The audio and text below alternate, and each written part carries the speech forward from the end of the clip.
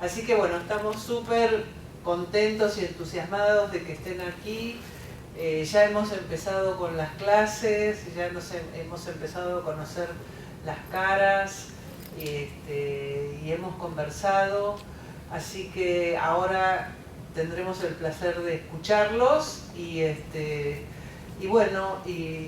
decirles simplemente que para la maestría la continuidad, digamos, y el cambio permanente de estudiantes es muy enriquecedor, tanto para ustedes como para nosotros, los profesores. Y bueno, no voy a seguir hablando más, pero le voy a dejar la palabra a Mariela, pero primero de todo un fuerte aplauso para todos los que llegaron.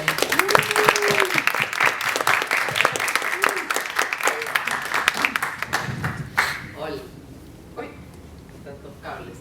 Buenas noches con todos. ¿Se oye? Sí. Sí. Bueno, retomando lo que decía Lila, quiero decir que esta lectura de bienvenida, que fue al principio algo experimental, se ha convertido casi en un rito de pasaje. Los estudiantes traen sus textos como carnet de identidad, se presentan a través de sus textos, ¿no? Y de ahí se inicia un proceso que trae una serie de cambios que se van a ver, ya lo verán ustedes mismos, cuando estén por graduarse y vuelvan a leer aquí como una promoción, la promoción que son.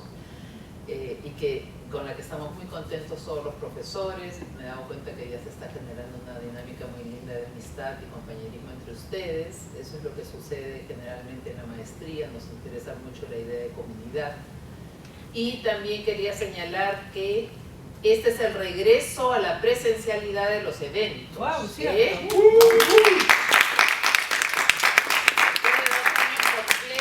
Debería mostrarme de cuerpo entero ya que hemos estado 2 años en Zoom. ¡Hola!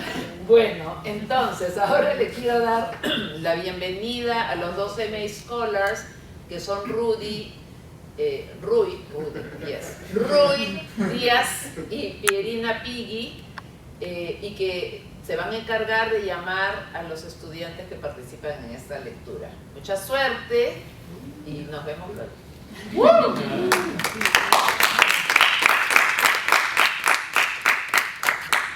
Algo más. Un placer tener aquí a Ura en la lectura también. Y a Rita, que vuelve como profesor por 6 años. Una alegría estar con todo el equipo de este semestre. Hola, ¿qué tal? A ver, la primera es Sara Abadía de Colombia.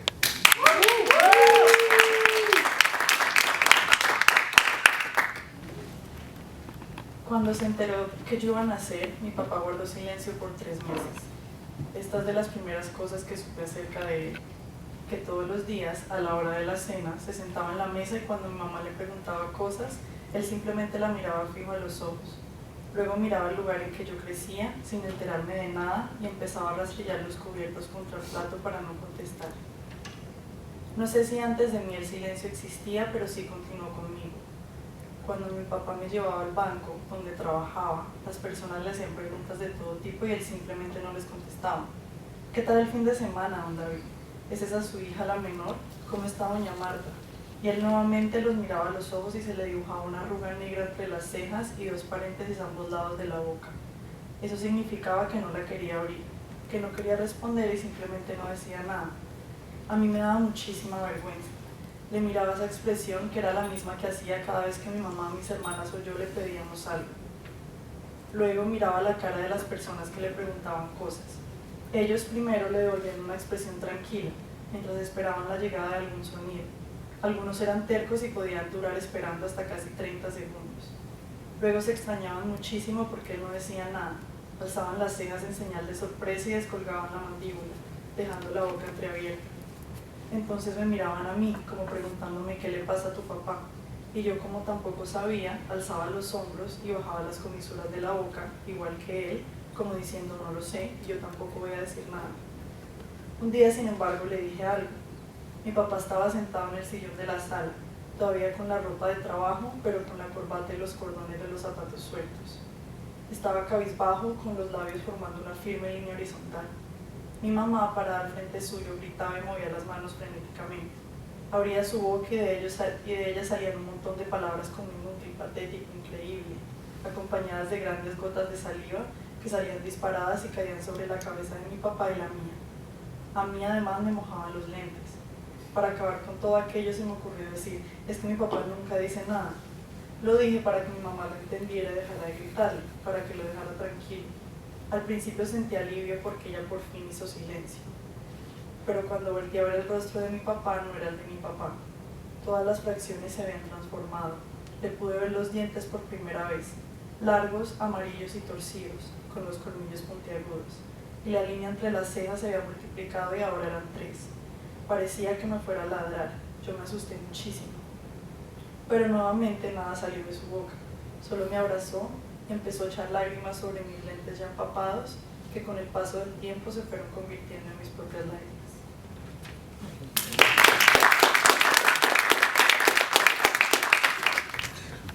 Hola, buenas noches. Ahora desde Brasil, Luis Belmont.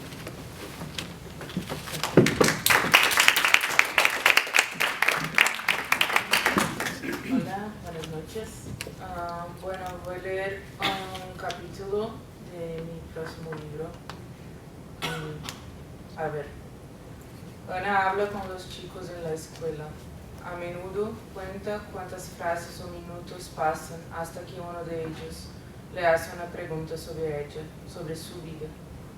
Muchas veces este momento no llega, el tema continúa con ellos hablando de sí mismos, sin darse cuenta de que la dinámica sigue siendo la misma.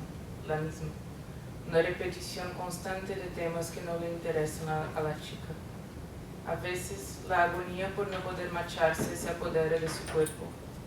Si respondiera a su deseo real, veríamos salir de su boca un gran "me da igual". Pero por alguna razón, Ana se queda, ve cómo su atención se desprende de la conversación y navega hacia su interior, mientras el individuo que tiene delante sigue su discurso, sin darse cuenta o ni preocuparse de si la otra parte está realmente escuchando. Ana se escandaliza a menudo por este hecho. Se pregunta qué distancia hay entre la conciencia de uno y la realidad para no darse cuenta de que el otro no está escuchando.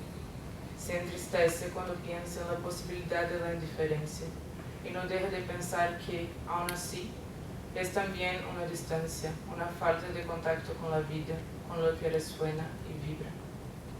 Suele ser en este momento cuando se da cuenta de que el niño, y estas caras de niño varían y se diferencian, y aún así la escena se repite incesantemente, sigue hablando, hasta el momento en que él mismo abandona el tema y se retira con naturalidad y destreza.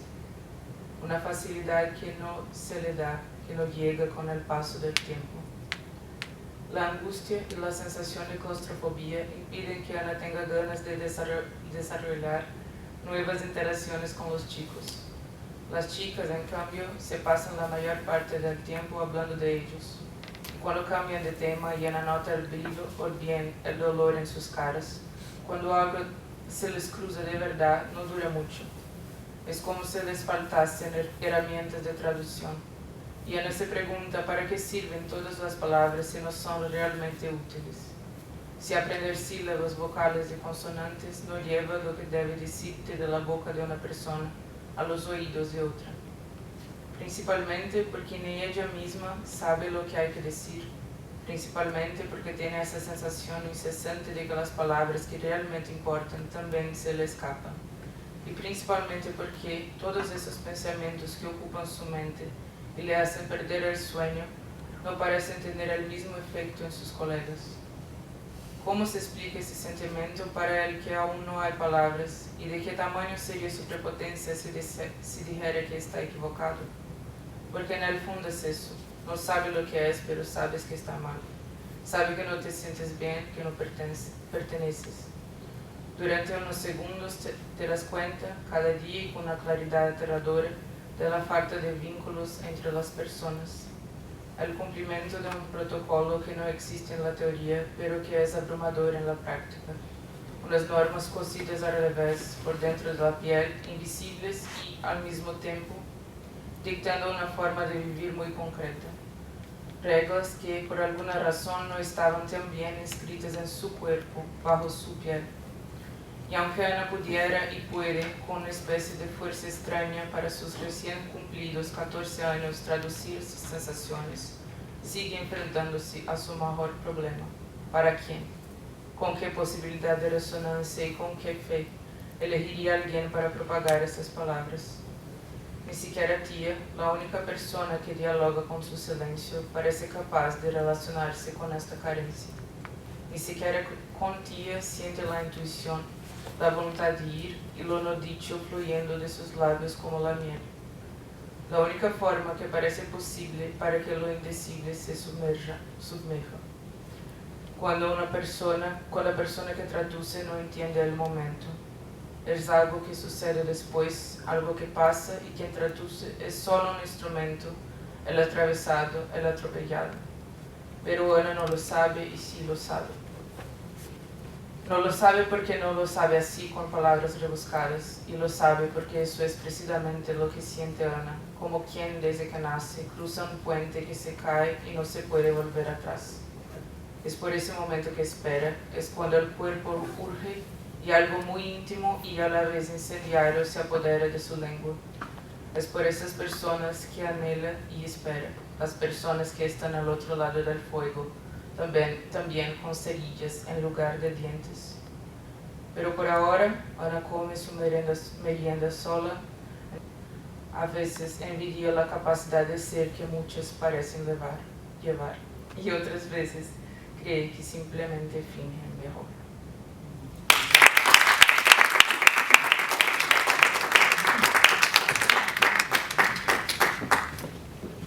Ahora le toca a Florencia Davidson, de Argentina.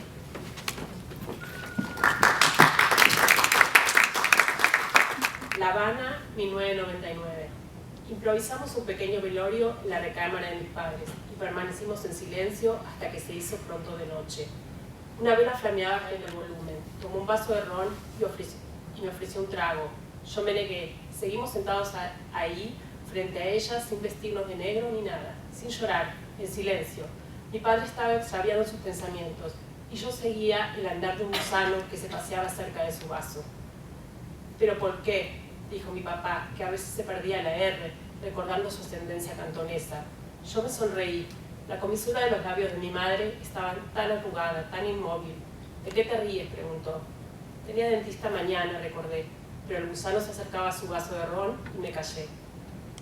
No se puede, no se puede. Es mi deseo, mío. ¿Quién dice que no se puede? ¿Acaso aquí hay una sola palabra, una sola voz? Todo lo que es lo que diga una sola persona.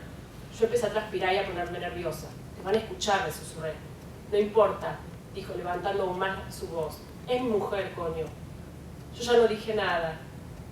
En eso tenía razón. Después, más calmado y buscando mi complicidad, agregó: tranquila, nadie nos oye. Es la hora de la novela. ¿Crees que Álvaro oyó?, preguntó de pronto. Yo me cogí de hombros. Mi papi se acabó el ron. El gusano se había ido. Inspirado por la bebida tal vez, mi padre me compartió su ocurrencia. Lo tengo. Hay un horno en el Hospital de Medicina Legal, gratis, pero solo para casos de extranjeros o de infecciones contagiosas peligrosas. No era el caso de la muerte súbita o súbdita que le había caído a mi madre. Imposible, le dije. Además nos va a odiar. Ya nos odió bastante, dijo mi padre, cada vez más convencido de su idea macabra, que para mí era contra natura e infringía la ley de nuestro país. Hay que ir al homenaje, insistí. Ve tú. Yo voy a ver cómo hacen en el zoológico ese, que está lejos, con los animales a los que se mueren. Deben tener algún horno. Papá, le advertí. Y voy a avisarle a Didi. Shh. ¿Cómo se te ocurre nombrarlo frente a ella?, le reclamé. Mi padre ya no dijo nada. Se levantó para irse. Al poco tiempo regresó. Pensé que se había arrepentido, que me pediría disculpas, pero no. Tan solo dijo: ponle la bandera si quieres. Y así se volvió a ir, dejándome sola con el cuerpo de mi madre. Temblando, puse la bandera cubana sobre la sábana. Finalmente pasé mi mano por su torso y lo dejé reposar sobre la estrella, que tapaba todo su ser.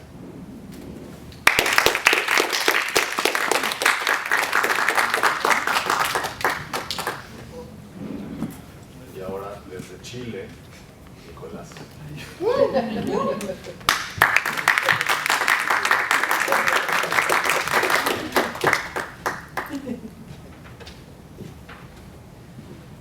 Hola, chiquillos.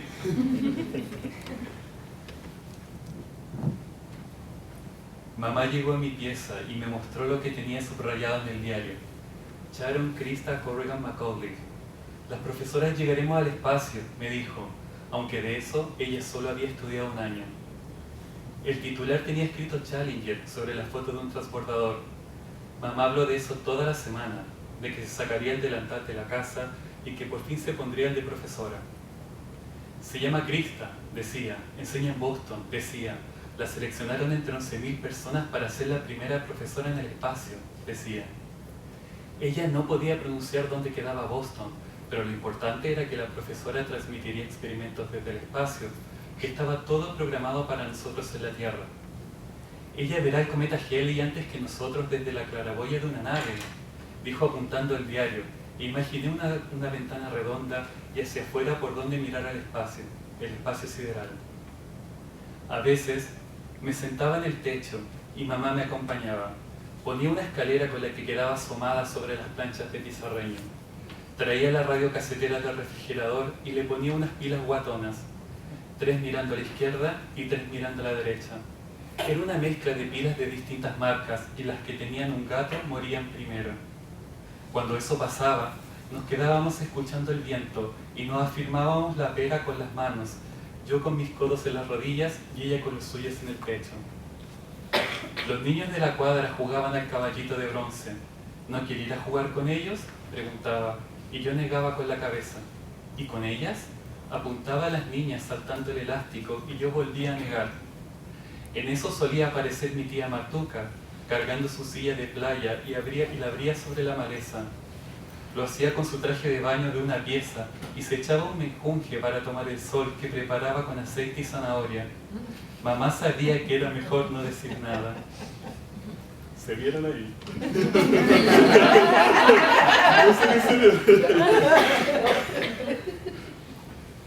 ¿Ve que vivimos en un globo? Mejor me preguntaba, y yo veía a lo lejos donde el cielo tocaba los cerros. Parecía que estuviéramos encerrados en una cúpula y que para salir bastara con tomar una micro. Estábamos a la altura de los cables de electricidad y las palomas que ahí dormían se veían como corcheas de un cuaderno de música. ¿Qué canción es esa?, yo preguntaba apuntando los cables, y mamá tarareaba una canción según la posición de cada paloma. ¿Y esa canción del pasaje de allá y la de allá?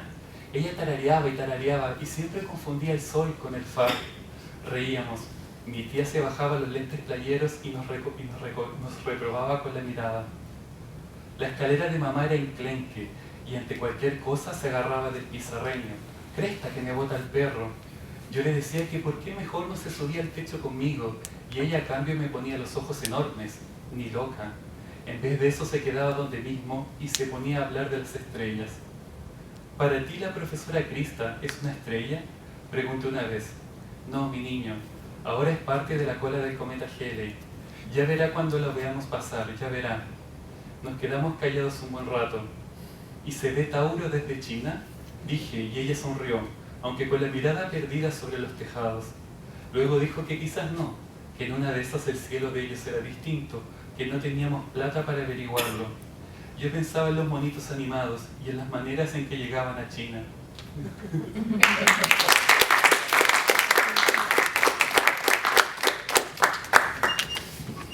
Ahora le toca a Sara Malagón, de Colombia.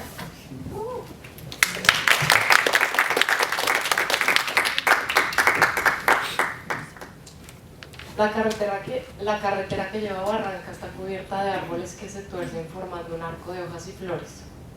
Se parece a la vía larga y recta que conducía a la finca de mi familia y que terminaba en una laguna inmensa rodeada de montañas, en ese entonces plagadas de guerrilla. A Barranca llegamos en la tarde, el río no se mueve, la luz es amarilla y todo brilla. Hemos ido a oír los testimonios de algunas víctimas y exalcaldes de la ciudad que también son víctimas. Fueron secuestrados 1, 2, 3 veces por la guerrilla, el ejército, los paramilitares. Barranca es una tierra en disputa. Han pasado 20 años y algunas voces todavía se quiebran. Otros hablan como si no les hubiera pasado a ellos. Yo nací en un hueco, dice Ana. Su padre la interrumpe. Mi hija, deje que yo le cuente.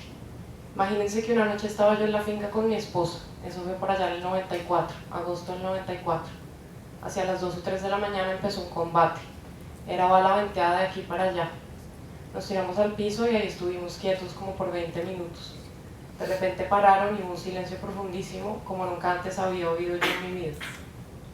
Solo oía nuestros latidos.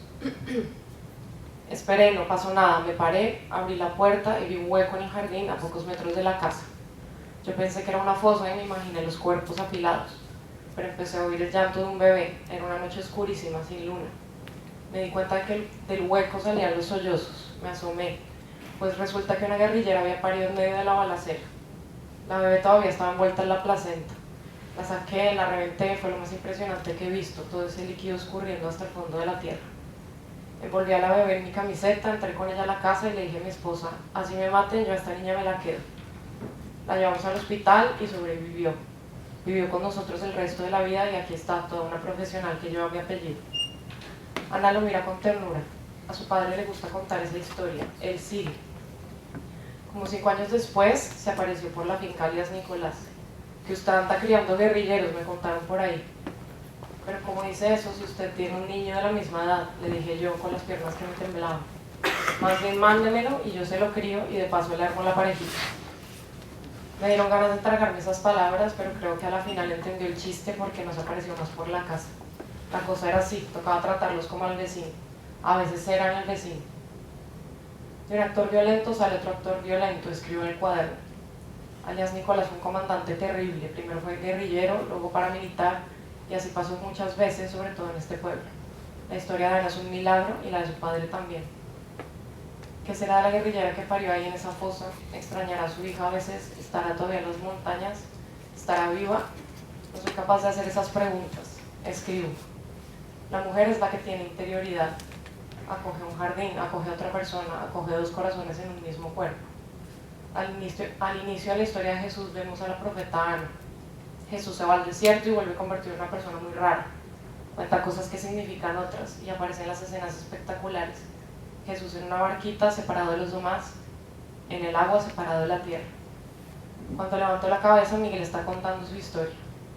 A mí la guerrilla me hizo un juicio también en los años 90, es que eso era de todos lados. A veces cuando hablo de esto me pregunto cómo es que salimos vivos. El caso es que con los años habíamos logrado tener 170 cabezas de ganado en la finquita, y estos llegaron un día como si nada a sacarnos de ahí. Me llevaron amarrado, vendado por un camino destapado. Fueron como 3 horas de trayecto monte arriba. Cuando llegaron me hicieron arrodillar en el centro del círculo que formaban ellos. Fue una discusión larguísima. Al final me dejaron vivir, pero decidieron que se quedaría con la finca. Y entonces, ¿quién se queda con el ganado?, dijo uno. Menos mal el resto dijo que el ganado me lo quedaba yo, que había sido bueno, que les había construido carreteras y escuelas en el pueblo. De todas formas, el comandante, que era bravo, dijo, le doy 24 horas para que se pierda, y si no logra llevarse el ganado en un día, me lo quedo. En esa época hizo un invierno terrible, pero les juro por Diosito lindo, que las 170 reses me siguieron. Eso parecía una escena de la Biblia. Yo a caballo y las vaquitas detrás mío, y solo se quedó la yegua.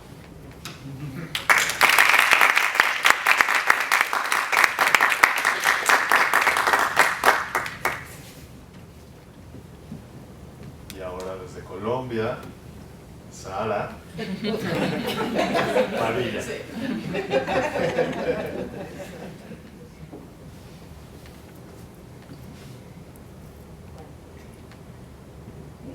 Creo que esto es como un ensayo, segura fue un fragmento de eso, y aquí va. Aeropuerto de los Garzones.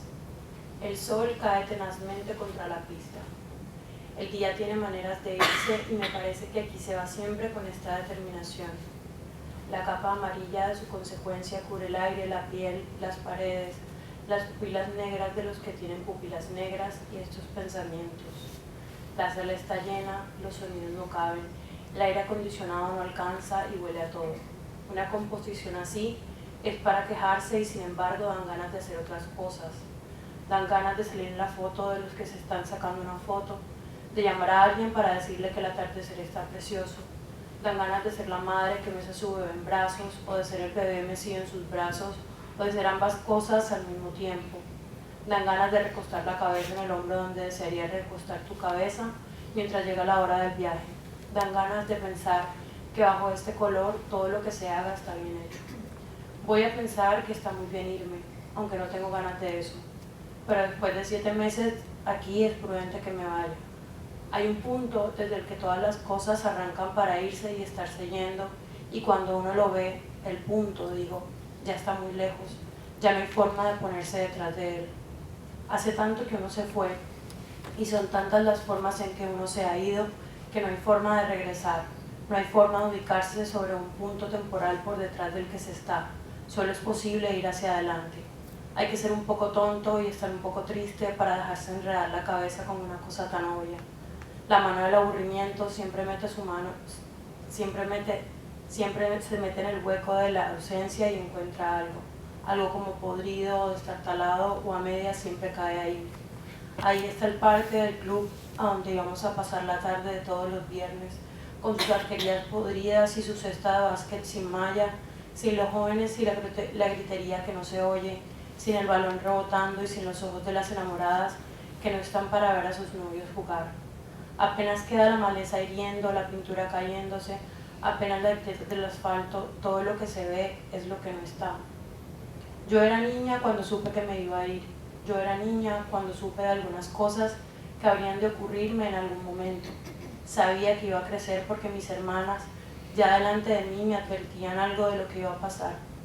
Sin embargo, yo no entendía cómo era posible que el tiempo me dejara haciendo otra cosa distinta a la que era, algo que no era una niña. La niñez era el único tiempo posible de mi existencia, no tanto porque yo lo quisiera, sino porque no comprendía ninguna dimensión del cambio, cómo se podía ampliar algo o contraer, ausentar o llenar. Yo nunca me di cuenta cómo dejé de ser niña.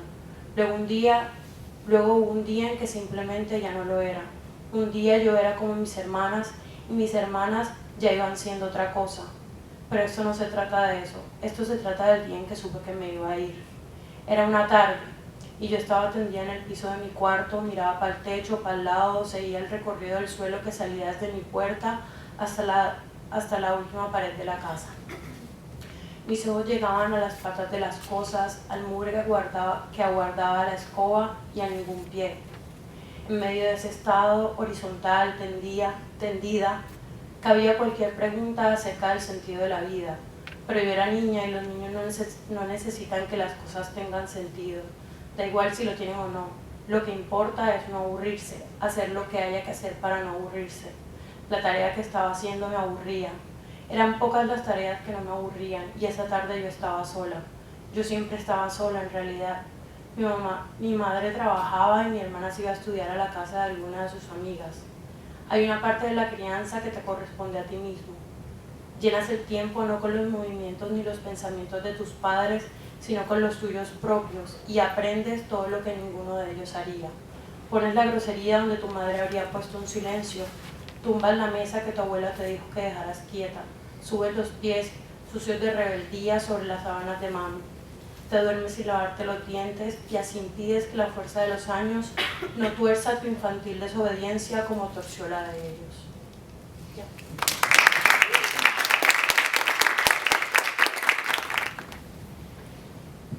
Ahora viene Cristian Romero de Colombia.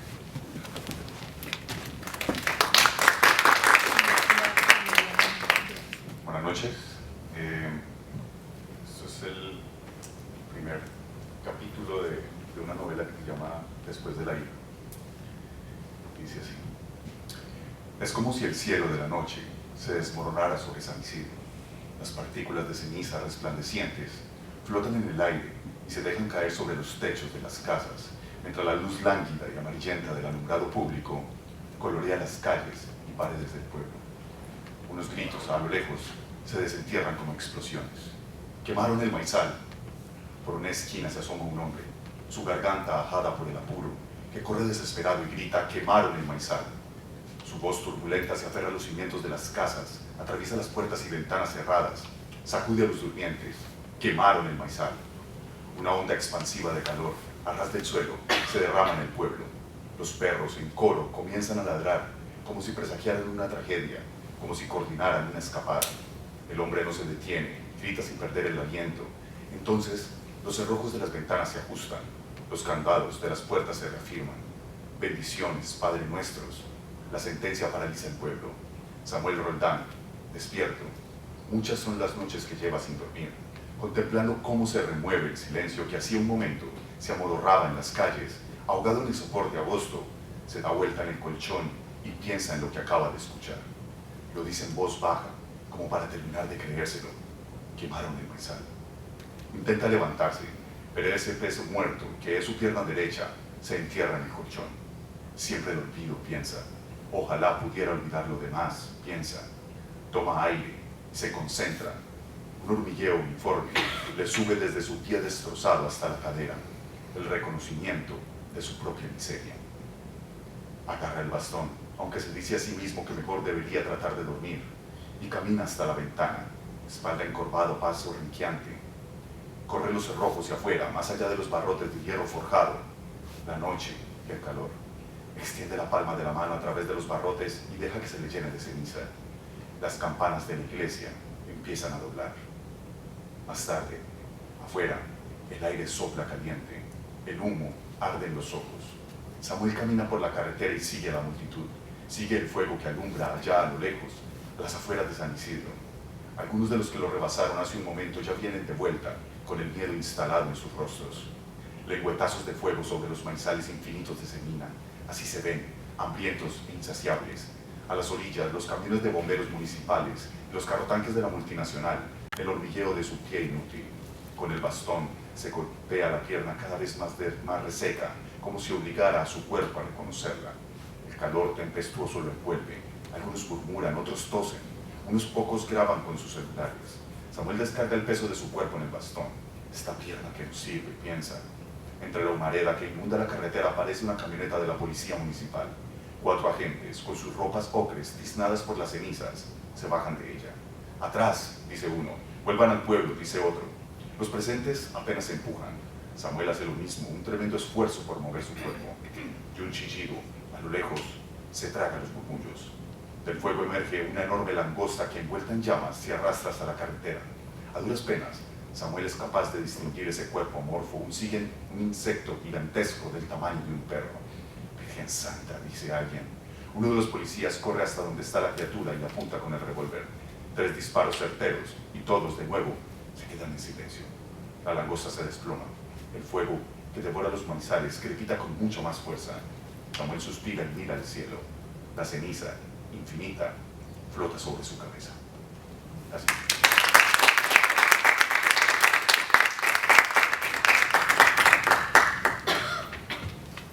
Y ahora vamos a escuchar a Camila Arango, desde Colombia.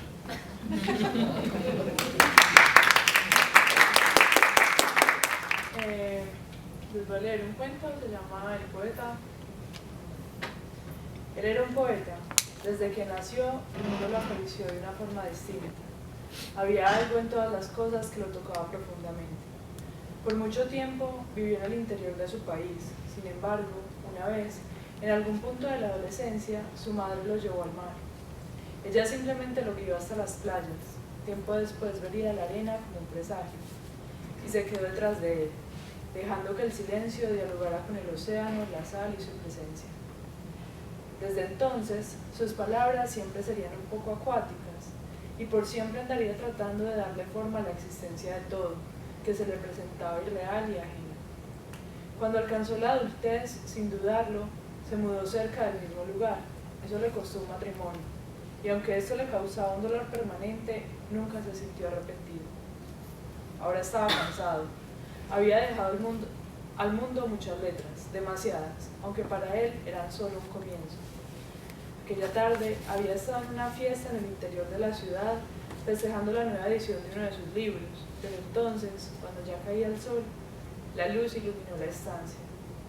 Todos los objetos brillaron, susurraron su interior.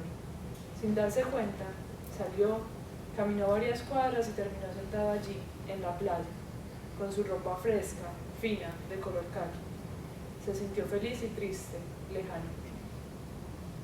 El sol se iba, el mar siempre volvía a refrescar la arena, a llevársela en remolinos, una gran cobija de agua que pretendía abrazar al mundo. Pasaron 2 niñas corriendo agarradas por el menique. Solo después de un rato caería en cuenta que tal vez eran gemelas. Finalmente, todo fue tornándose azuloso y sin darse cuenta había aceptado las sombras, había dejado ir al sol. La ciudad parecía descansar, aquietarse y suspirar. Él seguía en la playa. Ahora el mar catalizaba todo su espíritu en sonidos que hablaban de ir y venir y dejaba solo un poco en su existencia física, como una gran mancha oscura que brillaba aquí y allá.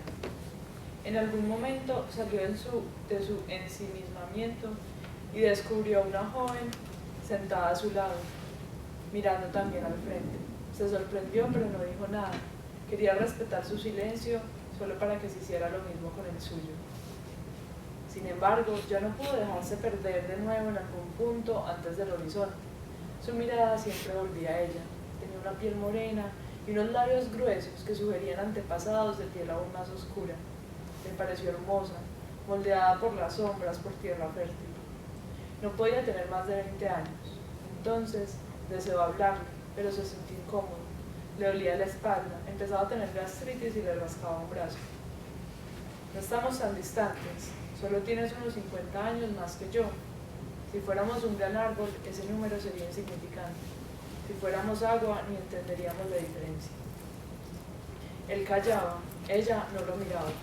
Sus ojos seguían fijos en el mar, como si ella solo se tratara de un puente entre el océano y él. Miró hacia donde ella ponía su mirada. Por mucho tiempo había escrito sobre lomos húmedos que perseguían el sol, sal que se confundía con azúcar y medusas, que eran memorias perdidas, cargadas, y a pesar de todo, se sentía lejos de entender.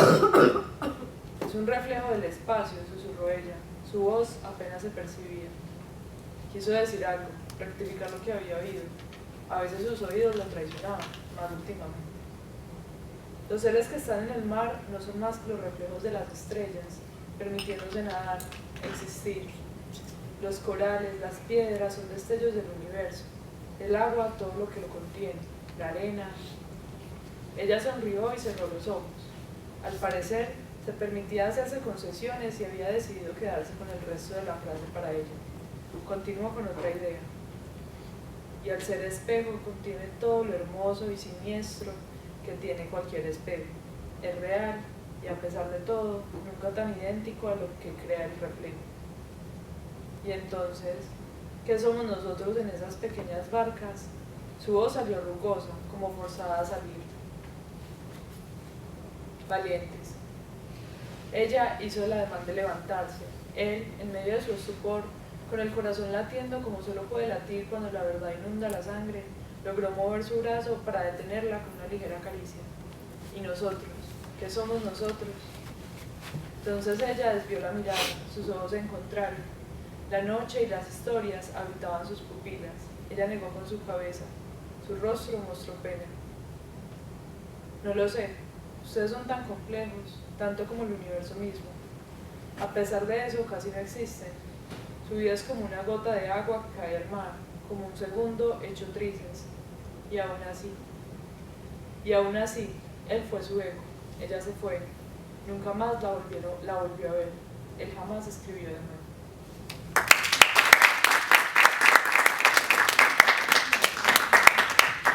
Ahora viene Salibrito Morel de República Dominicana.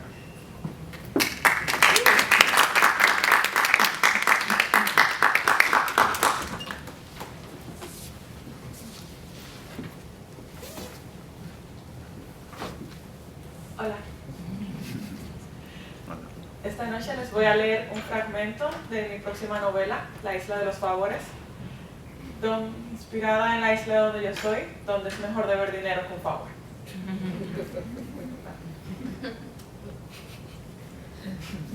Ver a los 5 corretear sin preocupaciones por la playa le parecía insípido, si hasta vestían casi igualitos. Los mismos zapatos para sumergir en el agua, las mismas bermudas y faldas, que ni en color variaban. No entendía por qué sus madres siempre los vestían de blanco solo para ensuciarse más rápido. Así las manchas tardarían más en salir, porque las prendas del bebé de 8 años solo se podían lavar a mano, y nadie la sabía reservar mejor en toda la casa que Celia. Ella sabía que cuando tuviese un hijo sería muy diferente. Por más limpio que sea el blanco con el que tratara de vestirlo, jamás se parecería a ninguno de los 5. Esos niños vivían sin preocupaciones, no por tener pocos años en este mundo, sino por compartir la misma sangre que sus padres. Jamás los verían con pena, eran su responsabilidad, su obligación, su carta de presentación ante la sociedad de que estaban haciendo un buen trabajo tras las puertas del hogar. Ninguno de los 5 tenía la culpa de nada. Ellos no habían elegido a sus progenitores, así como Celia no eligió a los suyos. Si las olas del mar escucharan, Celia les pediría que se llevaran su carga. Ella sabía muy bien que estaba en deuda y cómo esta se de su bien. Una parte de su esperanza esperaba que la señora Santana se ocasión, pero otra se preguntaba qué si veía la relación que mantenía el padre del hijo. Un joven que no encajaba para nada en las playas tintineantes ni en las más pálidas chacabanas. Siendo sincera con ella misma, reconocía que no estaba enamorada de ese chico. Muy bien lo sabía. Todo sucedió porque se aburrió de ver el mismo tipo de gente en la casa y la universidad, y tal vez dentro, muy dentro de sí, se parecía más a su mamá de lo que quería admitir. Era un hombre mayor que ella, sin trabajos ni estudios, que andaba a pie y chapeaba a una mujer del país de los sueños para que le mandara dólares por Western Union. Había algo en esa dinámica que no terminaba de entender. La relación entre él y aquella mujer sin importancia era su fin siempre que él quisiera o ella se cansara. Aseguraba sin una pizca de duda que si rompía el contrato por dinero se sentiría igual de libre que en aquel momento el viento chocaba con el de ella. Eso me gustó de él. Su nariz gigante y pequeño. Sus lados se sentía un aire más ligero. Todo su embarazo y su estupidez. No podía hacer nada por la miniatura que ni pulmones tenía para respirar. Su persona la podía ayudar, pero de verdad que no podía hablar con ella, porque ¿qué pasaría? Las consecuencias de sus actos, para luego vestirlo a su parecer, y sus amigos los alabarían mucho más. No le dejarían elegir. Incluso, se sentirían más bondadosos y fieles a su Señor de los cielos con la decisión de traerlo al mundo. Celia no tenía elección. Nunca la habían presentado más que una sola opción. Gracias. Ahora vamos a escuchar a Citlali Grace desde México.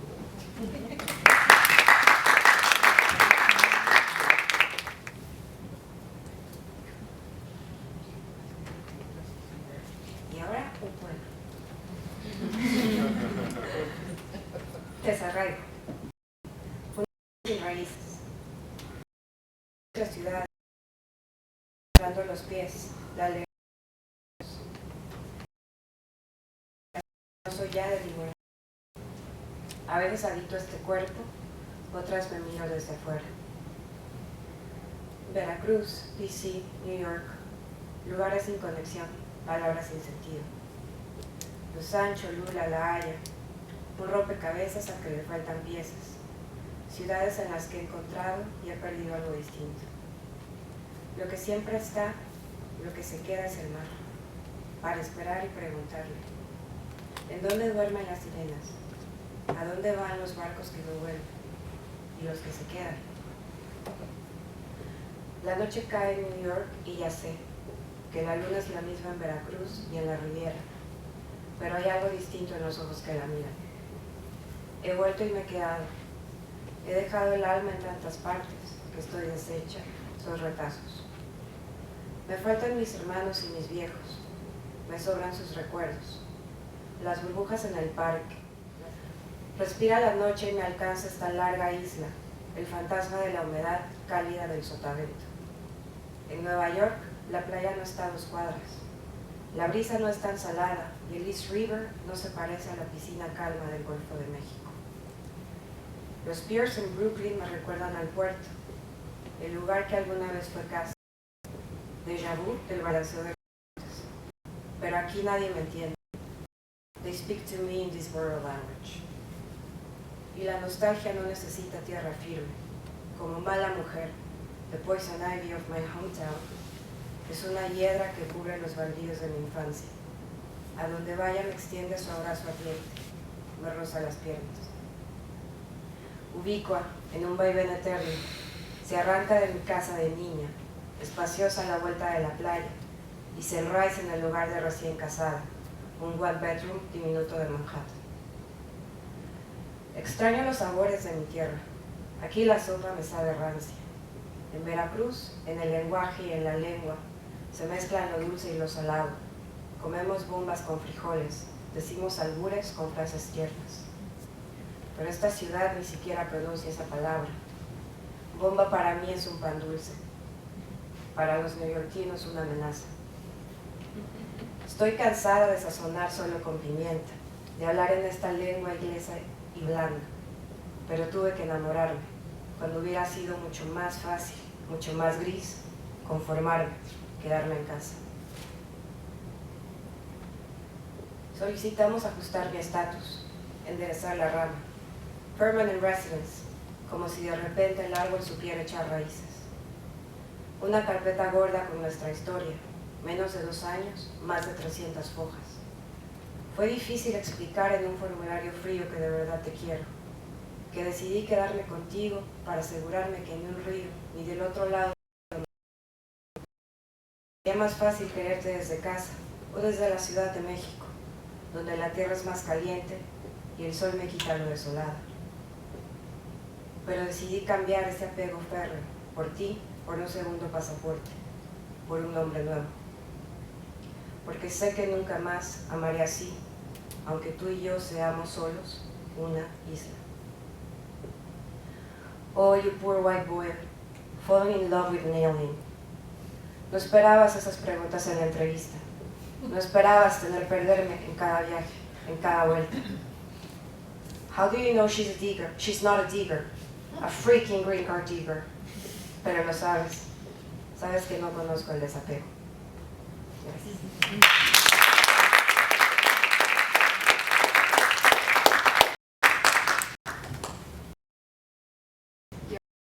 Viviana Caguas de Honduras.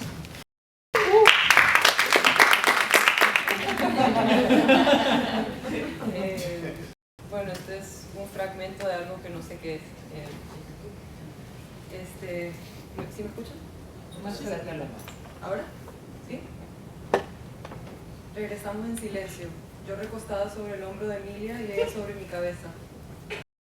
Íbamos sentados en el vacío del parque. Nos bajamos en la estación de Union Square, al lado del parque, que con su habitual bulla y sus luces, con su mezcla de energías, de quienes frecuentaban el parque por las noches jugando ajedrez o buscando la atención de los desconocidos que salían y entraban del subway, de los caminantes apurados que esquivaban cuerpos como si fueran a quemarse con el contacto, del tráfico, siempre del tráfico.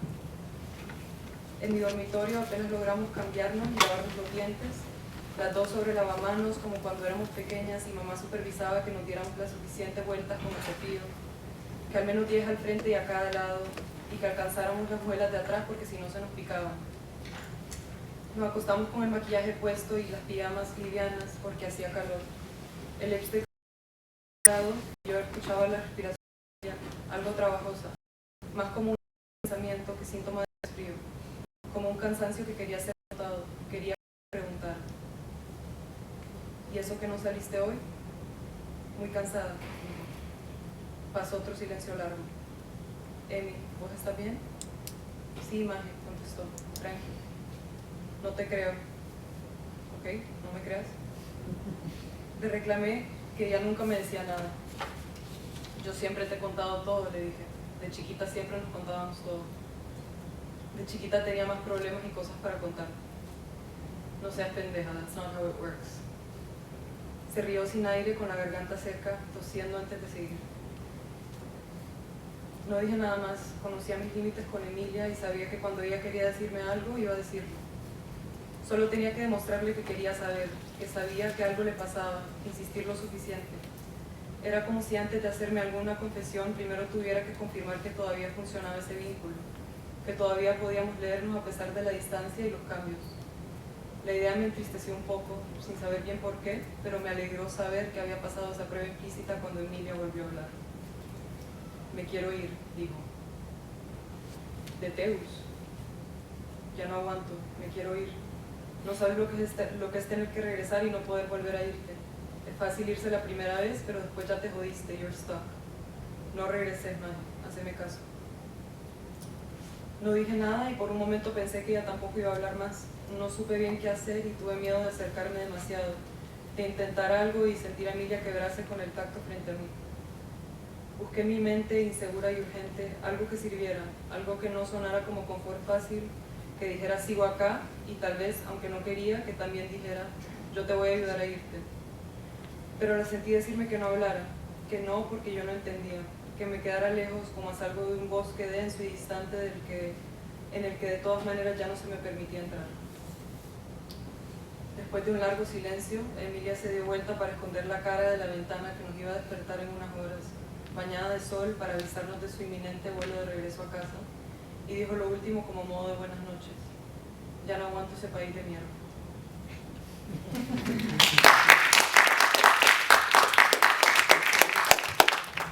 Ahora vamos a escuchar a Ana Paula Martínez Gallegos desde México.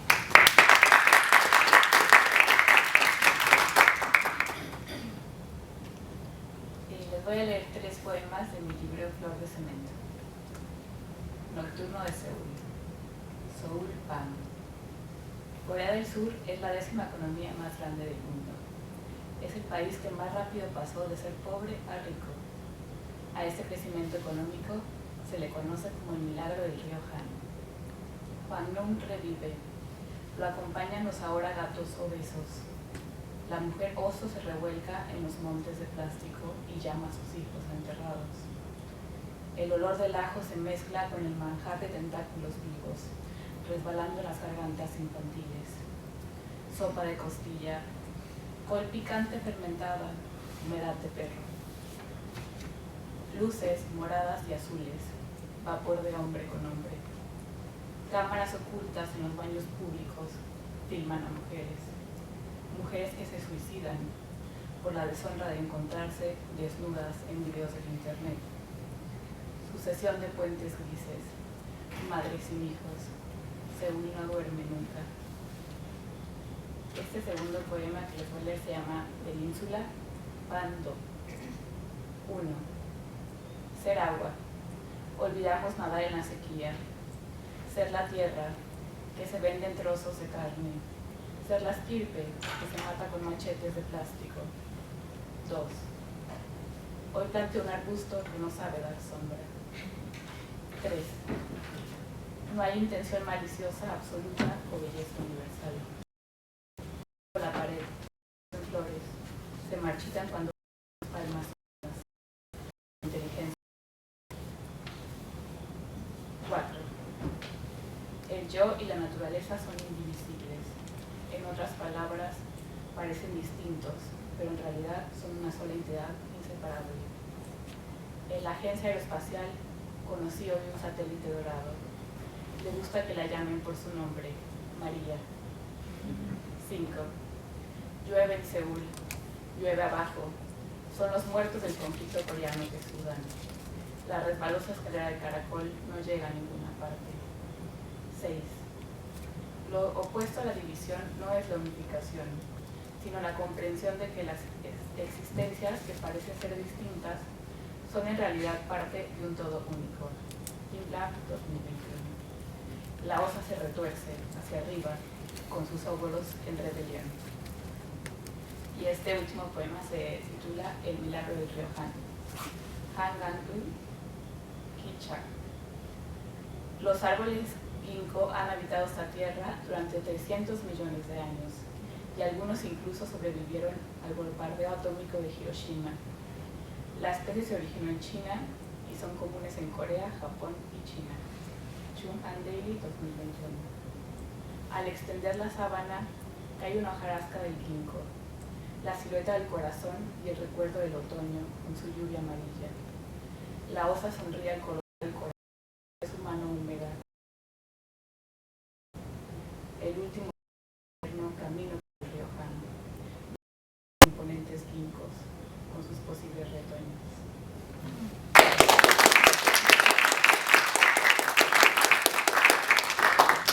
Toca ahora a Alba Pérez Rojo, de España.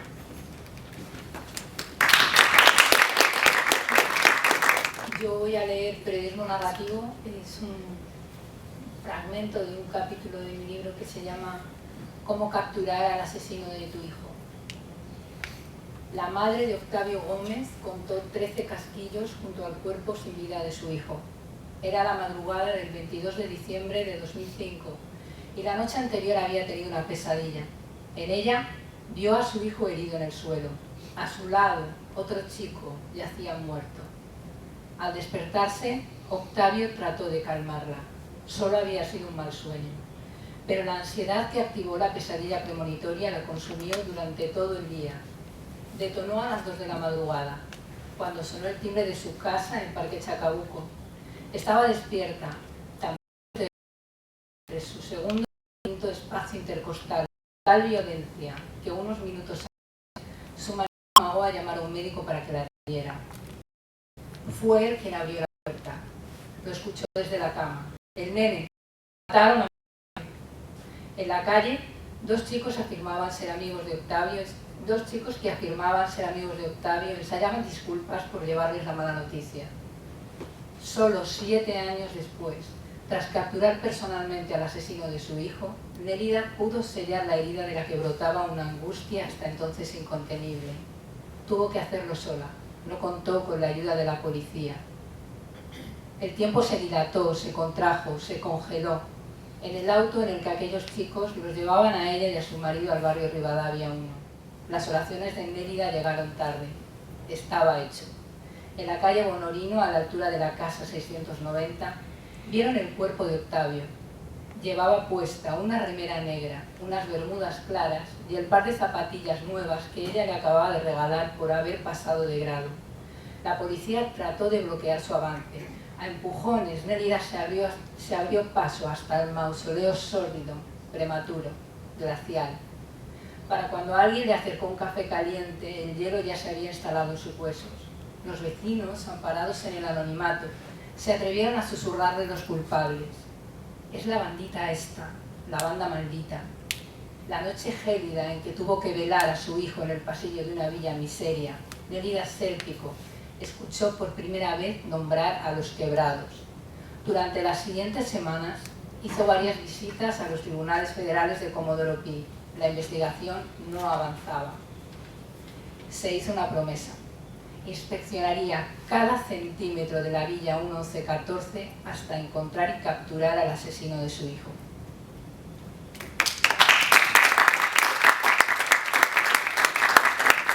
Vamos a escuchar ahora a Sebastián Piera de Ecuador. Hola. Les voy a leer unos poemas.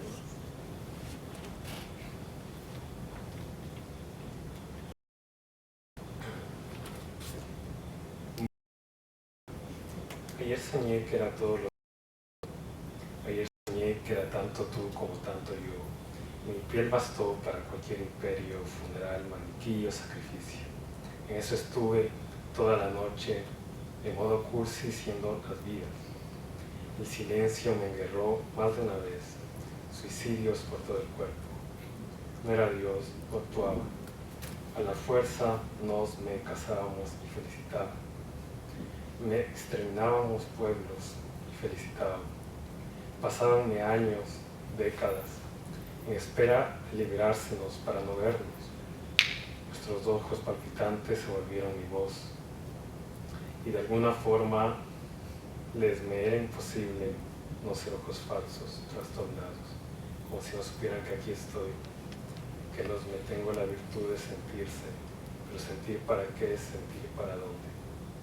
El mundo era nuestro adorno de vida, un artilugio de tortura, y allí seguía yo en todo humano respirante, recorriendo vías de cada metro y cada trole, para intentar creer que esto era un mundo, y no solo muerte, dai, morir, guanyuna, shinu, en fin, morirse bien morido y el otro sin enterarse. Y otro poema, este se llama Chonibio.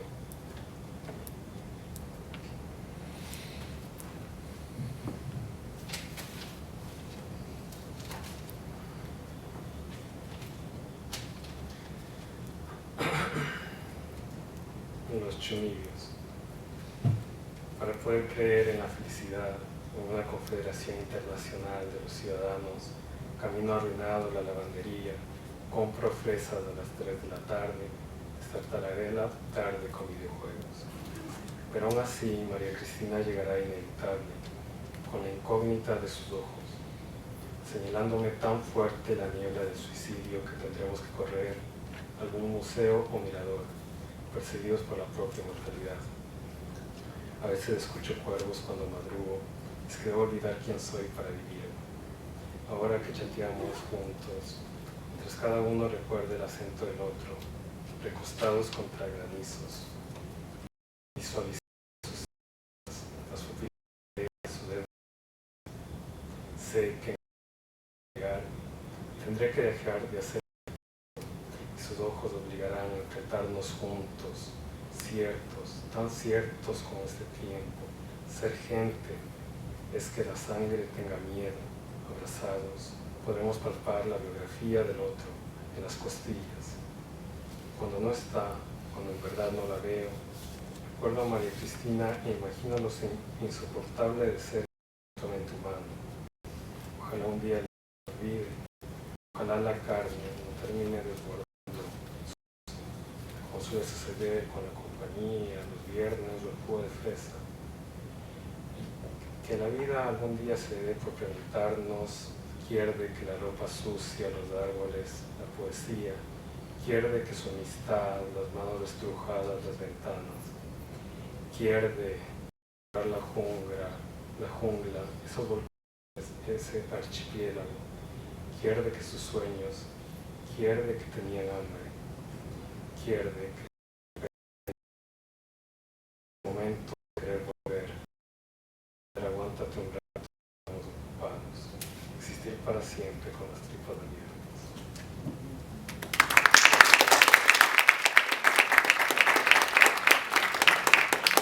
Y para cerrar viene Florencia Rabuco.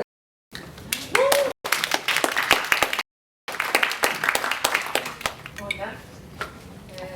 Quiero pedir por si acaso disculpas por adelantado porque tengo mucha tos, entonces no sé si voy a poder terminar, pero lo intentaré.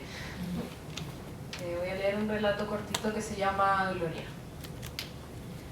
Solo puedo observarla mientras está despierta porque las luces del galpón están ajustadas para que su ciclo de sueño sea más breve que el mío. Lo sé porque soy yo mismo quien las programa, pero no puedo evitar pensar que ella está siempre despierta porque no ha dormido, o esa es la idea que no deja de darme vueltas desde que Gloria me encargó cuidarla. Mi vida no era así. Llegaba a las 5 y servía un café mientras veterinarios. Aulas hacía falta revisar según lo que había observado el día anterior. Luego volví a la sala de control donde podía verlas a todas y a ninguna a la vez. Presionaba un botón si escuchaba algún desorden y los auxiliares se encargaban de apaciguarlas. Conozco a Gloria desde los 13. Vivíamos en ranchos vecinos y a esa edad ya sabíamos criar todo tipo de animales de granja. Recuerdo a Gloria llorando en el granero de las gallinas cuando llegaba el camión y su papá salía a entregar a los que estaban listos. Se encerraba y yo le pedía que me dejara entrar. Ella me decía que no porque las gallinas se iban a alborotar con un desconocido, pero le gustaba que me quedara acompañándola desde afuera. Le prometí muchas veces que no le contaría a su papá de esos episodios y así fue. Nunca pude negarle una promesa a Gloria, así que cuando vino a la fábrica 50 años después y me pidió que la cuidara, le dije que lo haría, y así lo he hecho. Le puse una cinta de color verde en la pata derecha para reconocerla. Observándola he aprendido cómo su cuerpo responde al espectro de la luz roja, verde y azul, tal como nosotros queremos que lo haga, aunque ella y yo sepamos cómo se sienten los verdaderos rayos del sol sobre la piel. La compramos por una suma irrisoria porque no era ponedora, era de las camperas criadas en libertad. Le dije a Gloria que no lo hiciera, que no valía la pena. La imaginé llorando en 53 encerrada en el gallinero sin gallinas. Gestos faciales de Gloria que no pudo mirarla mientras firmaba el comprobante en la sala de compra-venta, ni tampoco mientras la sacaban de la oficina para llevarla a los corrales. Cuando se fue el encargado nos quedamos los dos, y me pidió que cuando ya no sirviera, cuando la fueran a tirar a la basura, se la devolviera. Ahora son las 6 de la mañana. Ha pasado un tiempo desde que se encendió la primera ampolleta y el calor es cada vez más intenso. Ella no lo sabe, pero algo comienza a gestarse en sus entrañas otra vez. No hay forma de detenerlo. Más tarde lo sabrá. Es el comienzo del ciclo que acabará con un dolor sordo y la sensación breve de que ha valido la pena. Engancho mis dedos cubiertos con guantes de protección en las varas de metal y la llamo. Psst, psst, Glorita. Ella distingue mi voz entre el concierto de graznidos. Se acerca al borde de la jaula y yo acerco las varas de zanahoria a su pico, procurando que las demás no se den cuenta. Mientras ella corta, tengo tiempo de observarle la piel bajo las alas y las patas. Los picotazos autoinfligidos o los ataques por parte de otras hembras son comunes en las granjas industriales. No es motivo para alertar a los veterinarios. Así que cada cierto tiempo me quedo en mi oficina hasta que se van todos, apago las cámaras y me la llevo para curarla como curaba las ubres de las vacas cuando era niño. Después la vuelvo a encerrar. Las gotas de sangre de las lesiones se mezclan con los excrementos que deja caer y que otras arrojan sobre ella. Le pido disculpas porque sé que esto no es como estar con Gloria, y sé que mis manos no son como las de ella, pesadas y delicadas a la vez. El clímax a veces dura más de lo que cabe imaginar. Son las 5 de la tarde y calculo que esta es la segunda vez en el día que lo experimenta. No estaba acostumbrada a ciclos tan cortos como estos. Recuerdo a Gloria que acudía al gallinero día tras día a revisar si había algo y que decía cosas con un tono de voz dulce al no encontrar nada. Y de pronto, cuando había algo, lo tomaba y dejaba un poco de alimento en su lugar. Todo sucedía lento. Aquí, en cambio, su cuerpo trabaja arduamente. No es la única que está pasando por esto. A su alrededor, las demás repiten el proceso hasta 3 veces al día sin recompensas a cambio, pero ella es la única que conoce una vida distinta. Mientras el huevo se endurece en su interior, las luces comienzan a perder intensidad. Ella es más lenta que las otras. Las luces no la esperan, entonces cacarea para decir que necesita un poco más, que si se enfría no podrá terminar, y que si no termina el cascarón se romperá en sus entrañas y tardará muchos días en reabsorberse. Por suerte estoy yo para escucharla. Me dirijo a mi oficina y extiendo el periodo de la ampolleta D45 encargada de iluminar las jaulas 453 del sector 4. Normalmente esto basta, pero hay días como hoy, en los que en vez de calmarse comienza a aletear con todas sus fuerzas y a gritar como una loca. Sus compañeras alrededor se asustan y comienzan a correr por la jaula chocando unas con otras. Quiebran con sus garras las cáscaras de los huevos que ya habían puesto. El líquido interior baboso chorrea, ejercen sobre todas un efecto relajante.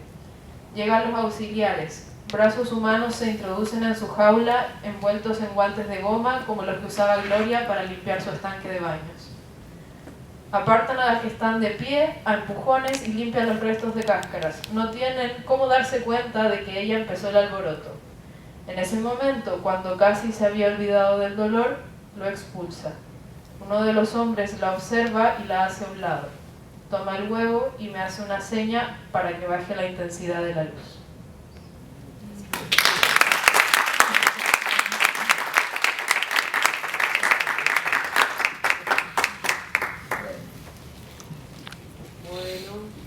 Aquí llegamos hoy, muy variadas las voces, súper interesante escuchar este coro, muchos narradores, tenemos poetas,